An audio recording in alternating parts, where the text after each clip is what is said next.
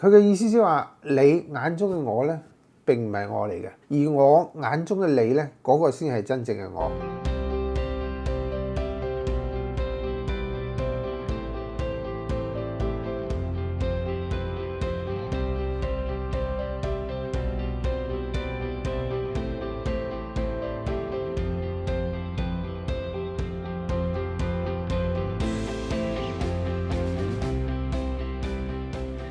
Hello， 大家好，歡迎大家翻到嚟胡思亂想浮人生。我記得有一集我同大家分享過，我哋點樣嚟到去處理一啲批評或者指責。嗰一次同大家分享嘅係一啲嘅技巧，而觀念上我哋可以點樣去幫助我哋唔因為別人嘅指責同批評而讓我哋產生一啲負面嘅情緒。我最近咧喺 YouTube 一啲短視頻裏邊咧，我就睇到一段賴佩霞女士佢講一啲嘅觀點，我覺得係好有啟發性。佢就講到咧，佢話別人眼中嘅自己咧就唔係真正嘅自己嚟嘅，而我眼中嘅別人咧嗰個先至真正嘅我。大家明唔明啊？嗱，我再簡單啲講，譬如假設我而家同你面對面，佢嘅意思即係話，你眼中嘅我咧並唔係我嚟嘅，而我眼中嘅你咧嗰個先係真正嘅我，係咪有啲莫名其妙呢？其實呢句説話裏邊好有意思，意思就係喺心理學上講，我哋其實睇人咧其實係我哋嘅投射嚟嘅，我哋係帶住咗我哋嘅認知、我哋嘅成見、我哋嘅價值嘅判斷嚟到去睇人。而每一個人都係咁樣嘅，咁所以咧，對方睇你，或者簡單嚟講，你睇我嘅時候，你係透過你嘅眼鏡嚟到去睇我，嗰個完全係你嘅諗法，你係透過你嘅過往嘅經驗，你個人嘅認知投射出嚟嘅，所以嗰個唔係真正嘅我，而我去睇你咧，亦都係透過我嘅認知嚟到去投射出嚟。所以我睇到嘅你，或者我點樣評判嘅你，嗰個先係真正嘅我。所以別人對我哋嘅所謂嘅指責啊，所謂嘅批評，根本就唔關我哋事。呢個係佢自己嘅投射嚟嘅啫。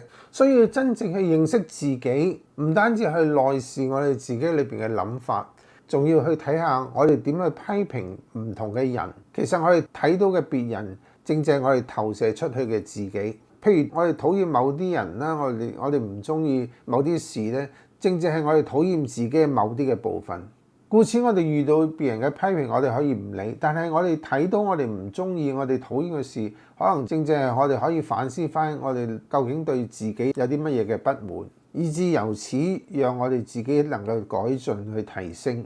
就如德蘭修女，點解佢可以成為一個咁偉大、受人稱頌嘅修女呢？而佢亦都唔怕一啲污糟啊、貧死嘅流浪漢，佢能夠去照顧收容佢哋呢，正正係因為佢眼中喺呢啲人身上睇到耶穌基督。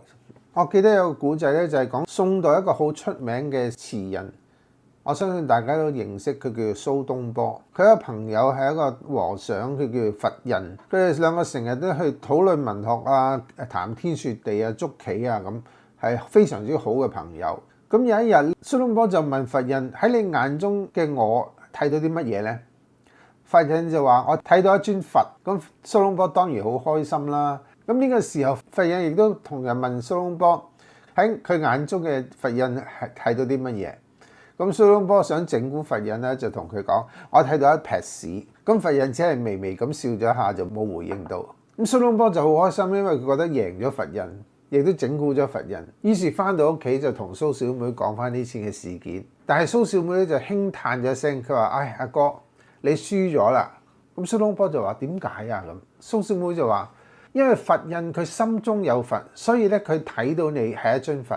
但係你睇到佛印係一撇屎嘅話，其實即係話你心裏邊都係大家都明啦，係咪？所以所謂心性嘅修行，好多時就係修行喺能唔能夠修成到我哋睇到所有人都係耶穌，睇到所有人都係一尊佛。希望我哋每一個人都能夠修成到呢一種咁嘅眼界，以至我哋生活上高遇到嘅都係耶穌，都係佛祖。今集嘅內容就到呢一度。如果你喜歡今集內容嘅話，請你喺下低按讚、訂閱、留言、分享，同埋撳埋隔離嘅鐘仔，咁有新片發放嘅時候就可以第一時間通知到你。我哋下集再見，拜拜。